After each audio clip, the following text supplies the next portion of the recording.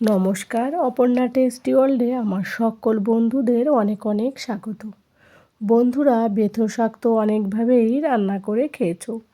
আজ আমি যেভাবে বেথো শাক রান্না করব, একবার হলেও তোমরা বাড়িতে ট্রাই করতে পারো। তার আগে প্রথমে দেখা যাক এর মধ্যে আমি কি কি ব্যবহার করব, কি কি সবজি। তো দেখো, প্রথমে বেথো শাক তো নিয়েছি, যেহেতু বেথো শাকের রেসিপি। একটা রসুন নিয়েছি, একটা বেগুন আর একটা আলু। সমস্ত সবজিগুলোকে কেটে ধুয়ে পরিষ্কার করে নিয়েছি, আর রসুনটাকে আমি থেতো করে নিয়েছি। আর এই বেথো শাক কিন্তু ভীষণ সুন্দরভাবে পরিষ্কার করতে হবে, বারবার করে ধুতে হবে। 4-5 বার না ধুলে কিন্তু বেথো শাক থেকে বালি বেরোয় না। তো অবশ্যই তোমরা কিন্তু বেথো শাকটাকে সুন্দর করে পরিষ্কার করে নেবে। আর এই বেথো শাক কিন্তু খুবই উপকারী। তো প্রথমে আমি দেখো এদিকে গ্যাসে প্যান কড়াই বসিয়ে দিয়েছি। তারপর আমি সর্ষের তেল দিয়েছি। রান্নাটা আমি সর্ষের তেলেই করব। তেলটা গরম হলে কিন্তু এর মধ্যে আমি কেটে রাখা যে আলুগুলো রেখেছি সেই আলুগুলো দিয়ে দিলাম। যেহেতু আলু একটু সফট হতে টাইম লাগবে, তাই আলুটাকে আমি প্রথমে বেশ ভালো করে ফ্রাই করে নেব। তোমরা কিন্তু আলুর পরিমাণ, শাকের পরিমাণ কম বেশি করে নিতে পারো। তো এবার আমি ঢেকে দেব। ঢেকে দেওয়ার 5 মিনিট পর ফিরে এলাম। এসে এবার আমি আলুগুলোকে একটু উল্টে দেব। দেখে বোঝা যাচ্ছে আলুর এক সাইডটা আমার অনেকটা সিদ্ধ হয়েছে। তো আমি এই জন্য এই সাইডে বাকি যে বেগুনগুলো কেটে রেখেছিলাম সেই বেগুনগুলোও দিয়ে দিলাম। যেহেতু একটু বড় সসপ্যান টাইপের আর কি প্যান কড়াইতে রান্না করছি, ওইগুলো একটু ছড়ানো থাকে, ওই কারণে এক সাইডে আলু হয়ে গেল আর এক সাইডে বেগুনটা হয়ে গেল। তো আলু তো এমনিতে দেখে বোঝা যাচ্ছে হাফ হয়ে গেছে। এবার বন্ধুরা, আমি যেহেতু আলুতে কোনো লবণ হলুদ কোনো কিছুই দিইনি, সেই কারণে আমি এই বেগুনটা দেওয়ার পর এর মধ্যে আমি পরিমাণ মতো লবণ, পরিমাণ মতো হলুদ দিয়ে দিলাম। দিয়ে আলু, হলুদ, লবণ আর বেগুনকে বেশ ভালো করে মিশিয়ে দেবো।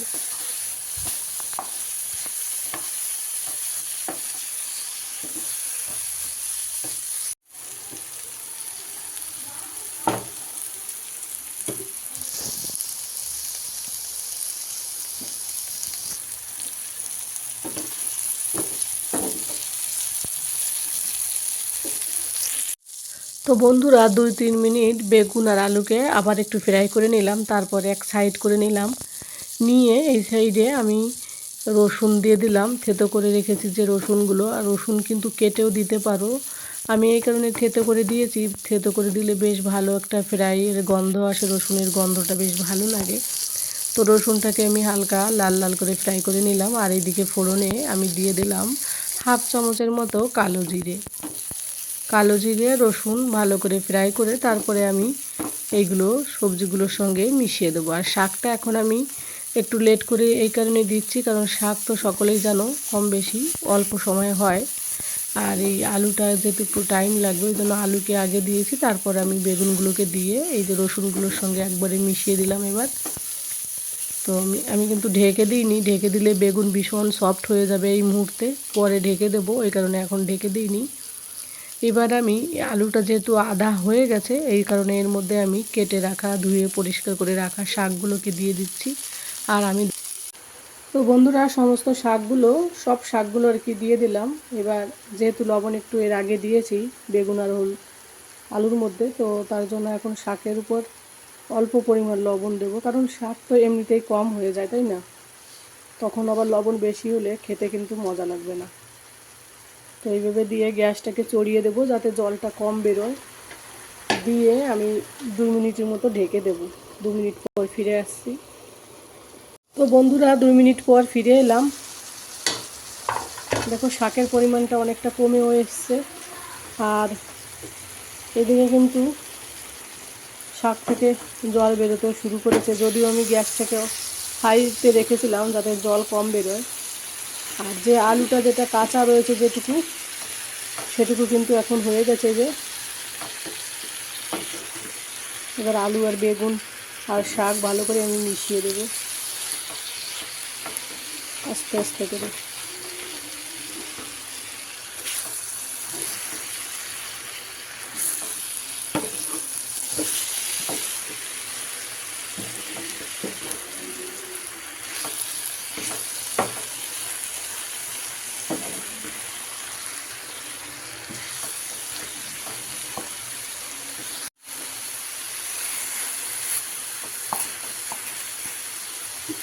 তোমরা তোমাদের টেস্ট অনুযায়ী তোমরা লঙ্কা দিতে পারো। আমি এখানে একটা লঙ্কা দেব, বেশি লঙ্কা দেব না, তার জন্য একটু ফাঁকা করে দিলাম। জলটা অনেকটা টেনেও গিয়েছে এদিকে শাকের থেকে। এবার আমি মাঝখানে লঙ্কাটা যাতে একটু ফ্রাই হয় সুন্দর করে, তাই একটু হালকা করে একটু তেল দিয়ে দেবো, বেশি না, লঙ্কাটাকে জাস্ট ফ্রাই করার জন্য। তো বন্ধুরা দেখো লঙ্কাটা কত সুন্দর ফ্রাই হয়েছে, আর এরকম লঙ্কা ফ্রাই হলে কিন্তু খেতে বেশ ভালোই লাগে। আর তোমরা যারা যারা সবজিতে চিনি খেতে পছন্দ করো তারা কিন্তু এই সময় লাস্টে একটু চিনিও দিতে পারো। যদিও আমরা সবজিতে চিনি খুব একটা খাই না, কমই খাই। তো দেখো নিচে দিয়ে লেগেও যাচ্ছে, এবারে আমি একটু ভালো করে মিশিয়ে দেবো সবগুলোকে।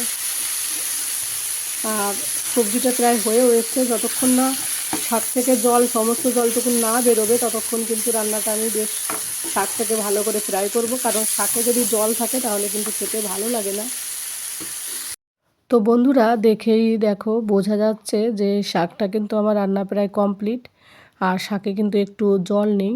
আর যদি একটু শাকটা ভিজে ভিজে থাকে খেতে কিন্তু মজা লাগে না।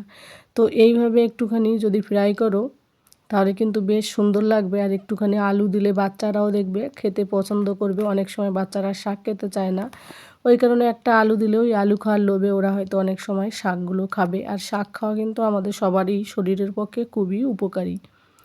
তো দেখো এদিকে শেষের মুহূর্তে আমি একটু ধনেপাতা দিলাম, আর ধনেপাতাগুলো দিয়ে বেশ ভালো করে মিশিয়ে দেব শাকের মধ্যে। আর রান্না তো আমার প্রায় কমপ্লিট।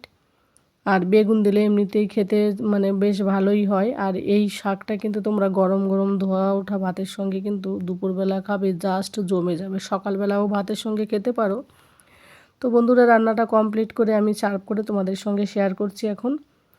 তো দেখো কত সুন্দর হয়েছে, দেখতে যতটা সুন্দর হয়েছে খেতেও কিন্তু খুব সুন্দর হয়েছিল। সিম্পলভাবে এরকম বেতো শাকের রেসিপি যদি তোমাদের ভালো লাগে অবশ্যই একটা লাইক করে দিও এবং একটা কমেন্ট করে দিও। তোমাদের একটা লাইক, একটা কমেন্ট আমাকে পরবর্তী ভিডিও বানাতে কিন্তু ভীষণ ভীষণ উৎসাহিত করে।